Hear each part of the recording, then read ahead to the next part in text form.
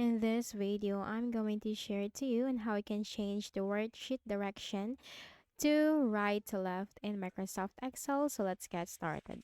So go ahead in the Windows search bar and simply type Excel. Now click on Microsoft Excel under the best match. Okay, click on the blank workbook.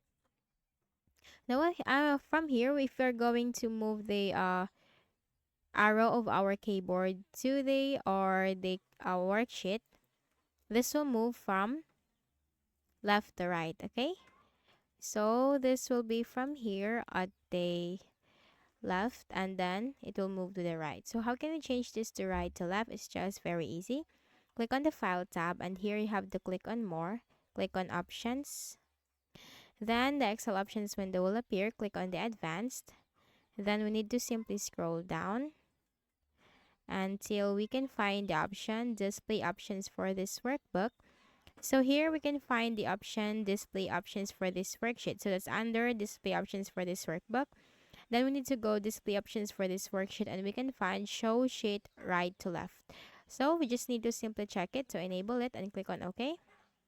And here we are now from right to left. Okay. So that's it.